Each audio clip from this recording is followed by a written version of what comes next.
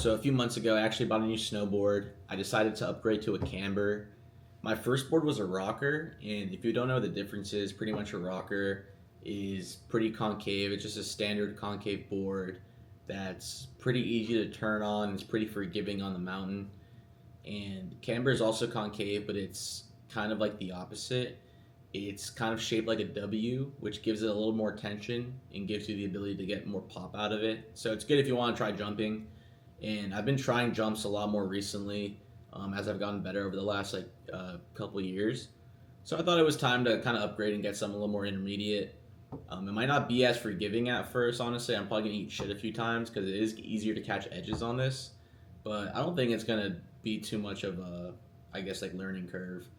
I think I'll be able to adjust after a few runs, and I'm excited, man. This board is pretty cool. And I was deciding if I wanted to switch my old bindings onto this or just upgrade. And I decided to just cave in. I got new bindings. I got some step-ons. They're from Burton. If you don't know what step-ons are, they're they're literally what they sound like. They're just bindings that you step into, and your boots clip into it, and you're good to ride. So if you get off the lift, you don't really have to sit down and strap in as often. It saves you a lot of time, honestly. I've heard good things about it. I've had friends that own them, and yeah, so I decided to get them myself and try them out this season, and I'm excited. So I got a completely new set we're gonna put together today. First things first, I gotta adjust each of these bindings so that they're the right size for my boots. I'm rocking a 10.5, and they came set at the 9, so I just unscrew these, and we're gonna adjust that. Snowboarding is a fun sport, though. It'll definitely humble you. This is about like my fifth or sixth season, like fully getting into it in snowboarding. I went a couple times as a kid, but I don't really count that. I didn't really like learn much or do much those 2 times. But I would say around COVID, like quarantine 2020, I got into it, decided to invest into a board, and me and my friends were going about like almost every weekend at one point, honestly. It was very discouraging at first, so I'm not gonna lie. If there's one thing snowboarding taught me, it's that you need to allow yourself to be a beginner. You cannot be afraid to be a beginner. I still remember the first few times I went snowboarding and just like how much shit I ate and being so discouraged and just telling myself like, why did I get into this? Like, what was the point of me doing this? Like, okay, I tried it. It's not working out. It is what it is. It's okay. Maybe it's just not for me. But after you go a few times, it starts to click a bit. Even like when I was able to get down a green mountain or a green slope, I remember like looking up at the blue and black diamonds and just like thinking, how the fuck am I ever gonna ride on that? Like maybe I'll just stay at this level and just cruise on the greens like for the rest of time. Like this will just be where I'm at. Like I just want to have fun doing this and not challenge myself at all. But no, you can't really think of it that way, honestly. It's funny how when I started, I expected to like kind of have some immediate success, but it's like anything else in life. When you start, you're a complete beginner, and you got to just put in the time and effort and eat shit, and eventually you'll get better at it. That's pretty much like the first few times I've gone. It took a lot of runs to just falling down and eating shit until I eventually got the hang of it. And even now, I'm not like amazing by any means, but I'm a lot more comfortable on the mountain, and I'm not afraid to like challenge myself as I used to be whenever I first started out. And I would say last trip I went on last year, I was actually fully getting into like trying jumps, and that was really fun. So it's kind of what influenced me to get this new board to see if it can help me with those jumps this season. It's funny because it actually reminded me of the first batch of hoodies I got when I was starting a clothing brand, and that same feeling of hopelessness and discouragement kind of crept up on me. I just remember like getting those hoodies and just being so disappointed with how they came in, and just thinking like, why am I even doing this? This isn't gonna work out.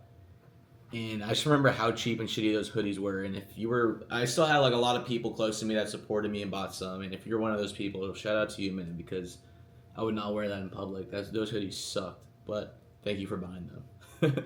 And those hoodies were after a batch of bowling shirts that I tried to order that I wanted to sell. And I remember when those came in, those were even worse than the hoodies, honestly, because the sizing made no sense. The sleeves were they were like capris, but for your arms. Like they like cut off here. They weren't short sleeves. The dimensions of the shirt made no sense. I never worked with that manufacturer again, and that really discouraged me because I thought I had wasted a lot of money. But I mean, you live and you learn, you know. And eventually, the more I just kind of kept to it and kept trying, I came across like my first like batch of clothes that I was actually pretty proud of, which is the purple hoodie and gray crew neck that I would say were like more so the staple items of the clothing brand when they first dropped. But yeah, that purple hoodie and gray crew neck, those were the first products I was truly proud of. I thought they were really unique at least, and I think a lot of people did as well. I still get compliments about them to this day about how people find them so comfortable and cozy. And I remember a few months later, that spring, I had my first like, I would say legitimate drop for cherry blossom season, and I made these T-shirts, two versions of them that did really well. I actually sold out my first drop, which was like 30 or like 25 to 30 shirts, and I just remember that feeling that I had when that happened versus like ordering those first hoodies and thinking, how the fuck am I gonna sell these? Was just night and day, and that actually really encouraged me and reminded me that I am capable of doing this. And it all started with just being a beginner at something, you know. You can't expect to improve in something without trial and error. I still compare those moments to like my first few times snowboarding and just all the constant falling and having small increments of improvement, but you may not notice it at first, but those small increments, they add up. You just got to stack those days, and a couple months later you look back and realize how much you actually got better. Let's go. Okay, binding one is done. I think if anything, I'm just gonna have to adjust the width of my feet, but I think the angle and everything is good. But so stay tuned though, we'll see. Yeah, trial and error, something that's so obvious, but I feel like as humans we always kind of forget about. Spend more time trying to find a shortcut and get easy results rather than just putting that time and effort into being a beginner and sucking for a little bit and just slowly improving over time. And I wonder if it's always been like that, or is that something humans have developed from like constant cheap dopamine over the years, especially like since the internet's come around. I feel like part of it has always been around. I'm not saying everyone does it, but I've definitely been guilty of it at points. But when you do something like snowboarding that you're literally just falling on your ass and you're helpless and you just suck, then there's no escape.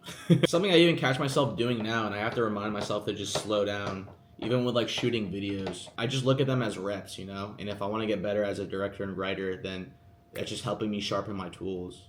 And who knows, maybe one day I'll have a feature film and I'll look back at these videos the same way that I look back at those first few times I went snowboarding.